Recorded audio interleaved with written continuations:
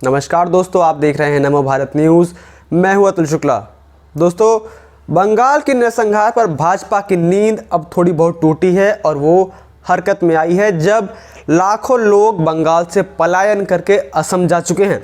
लेकिन अब भाजपा अपने कार्यकर्ताओं के लिए कदम उठा रही है। और यही नहीं, इस समय देश का हिंदू फिलहाल अभी भी सो रहा है, उसका खून सस्ता हो चुका है। तभी बंगाल में अपने ही भाइयों बहनों की चीखें उसे सुनाई नहीं दे रही हैं। और इसी प्रकार की कुछ घटनाएं अगर अल्पसंख्यकों के साथ होती तो पूरा देश उनके लिए आवाज़ उठाता, उनके लिए न्याय की मांग करने लग जाता। लेकिन अब सब सो रहे हैं। बहुत बढ़िया, आप इसी प्रकार से सोते रहें। और अगर ऐसा ही चलता रहा तो एक समय ऐसा आएगा जब हमें अपने ही देश में मामूली हक तक के लिए रोना पड़ेगा। चलिए, एक बात समझ में आती है कि हर कोई बंगाल नहीं जा सकता, लेकिन जो लोग बंगाल के लिए आवाज़ उठा रहे हैं उनका साथ तो दिया ही जा सकता है, उनकी आवाज़ को तो प्रबल किया जा सकता है। लेकिन नहीं, हमसे वो भी नहीं हो पा रहा है। मैं आपको बताता हूँ कि कैसे। बंगाल में जो लोग टीएमसी के नरसंहार और ममता द्वारा तानाशाही के ऊपर सवाल उठा रहे हैं, अब टीएमसी ने उनके ऊपर कार्रवाई करने में लग चुकी है। ऐसा ही मामला अब सामने आ रहा है कंगना रनौत का।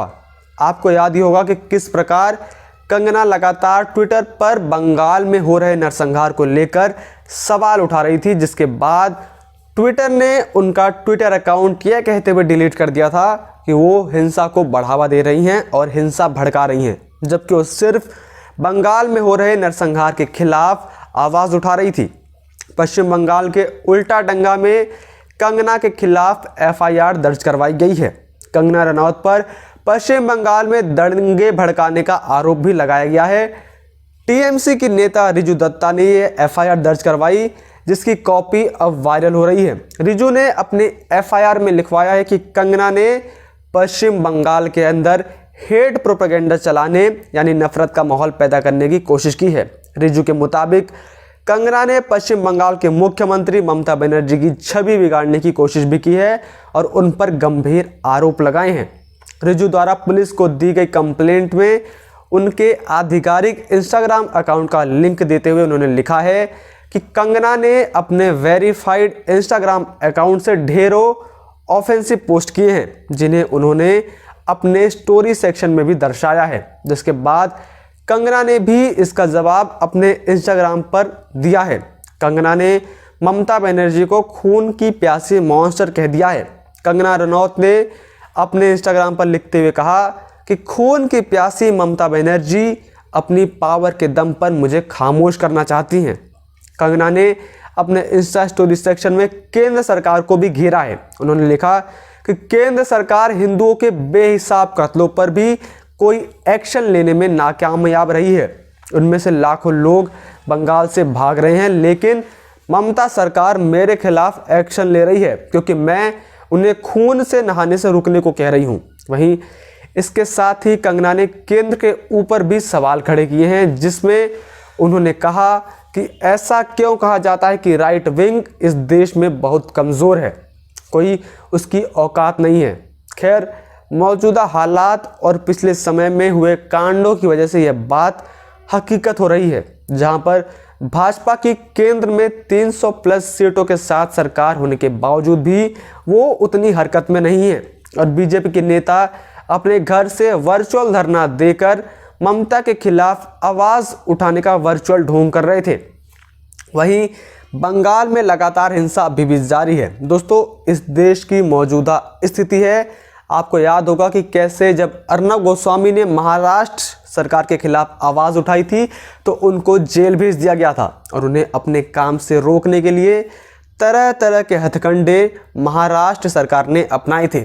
वहीं जब कंगना रनौत ने महाराष्ट्र सरकार के खिलाफ आवाज़ उठाई थी, तब कंगना के ऑफिस पर बीएमसी ने बुलडोज़र चला दिया था। वो सिर्फ यही नहीं, शिवसेना के नेता संजय राउत ने उस समय कंगना के ऊपर अभद्र टिप्पणी भी की थी। इन सब की शुरुआत तब हुई थी जब कंगना ने 9 सितंबर को मुंबई आने की बात कही थी और चुनौती देते हुए कहा था कि रोक सको तो रोक लो। जिसके बाद जवाब में राउत ने कहा था कि महाराष्ट्र सिर्फ शिवसेना की जागीर नहीं है, सब पार्टी उसमें है। हम सब मिलकर तय करेंगे। जब उनसे पूछा गया कि क्या वे कोई कानूनी कदम उठाएंगे तो राउत ने कहा था, क्या होता है कानून? उस लड़की ने जो किया वह कानून का सम्मान है क्या? आप क्या उस हरामखोर लड़की की वकालत कर रहे हैं? जिसके बाद राजनेताओं और अभिनेताओं ने राउत से माफ़ी मांगने को कहा था, लेकिन राउत ने सीधा सीधा इस बात से इनकार कर दिया था और उन्होंने कहा था कि माफ़ी मांगने का तो सवाल ही पैदा नहीं होता। राउत के बयान पर कंगना रनौत ने कड़ा एतराज़ जताया था। उस समय उन्होंने ट्विटर पर लिखा था कि 2008 में मूवी माफिया ने मुझे साइको घोषित कर दिया था। इतना ही नहीं, 2016 में उन्होंने मुझे चुड़ैल कहा और 2020 में महाराष्ट्र के मंत्री ने मुझे हरामखोर लड़की कहा था। अब इंटॉलरेंस पर बहस करने वाले योद्धा कहाँ हैं?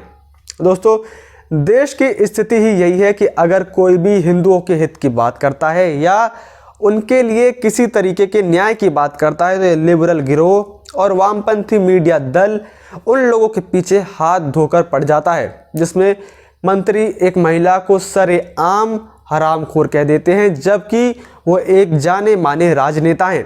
और इसके बावजूद जब उनसे माफ़ी मांगने को कहा जाता है तो पूरे एटीट्यूड में कहते हैं कि माफ़ी मांगने का तो सवाल ही नहीं पैदा होता।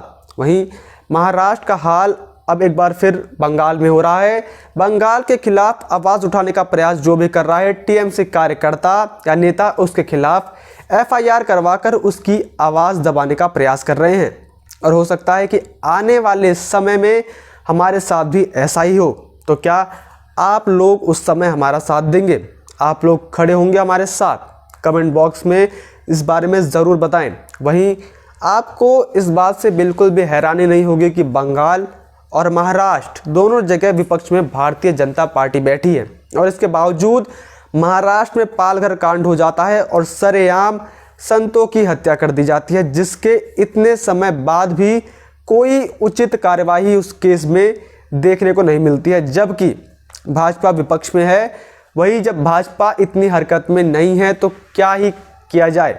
ठीक इसी प्रकार अब बंगाल में परिस्थितियां होती हुई नजर आ रही हैं। ठीक उसी प्रकार अब बंगाल में परिस्थितियां वैसी हो रखी हैं। अब बंगाल के अंदर जब भाजपा के खुद के कार्यकर्ता मारे जा रहे हैं तो इस समय भी भाजपा अब तक शांत बैठी थी, लेकिन लगातार जनता के अंदर गुस्सा होने के बाद अब बीजेपी थोड़ी हरकत में आई है और अब उसकी नींद टूटी है। और यही नहीं, सिर्फ भाजपा कार्यकर्ताओं पर ही हमले नहीं हो रहे हैं। बंगाल में तानाशाही इस कदर हो रखी है कि बंगाल से एक झटके में लाखों हिंदुओं ने बंगाल से पलायन कर लिया और वहाँ भी अब कश्मीर की स्थिति पैदा हो गई है।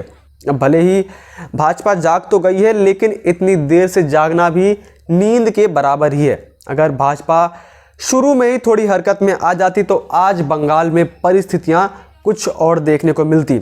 लेकिन अगर भाजपा को 2024 विधानसभा को चुनाव जीतने हैं तो उसे अभी से कड़े कदम उठाने होंगे। उसे बंगाल में हो रहे नरसंहार पर सख्त रवैया अपनाना पड़ेगा। बाकी आपकी इस बारे में क्या राय है, आप कमेंट बॉक्स में ज़रूर बताएं। इतना ही नहीं, अगर आपको ये वीडियो पसंद आई हो तो इसे लाइक करना ना भूलें और ज़्यादा से ज़्यादा इस वीडियो को शेयर करें। जय हिंद, जय भारत। वीडियो को लाइक, सब्सक्राइब और शेयर करना ना भूलें। अपने विचारों को कमेंट बॉक्स में लिखकर हम तक ज़रूर पहुंचाइए।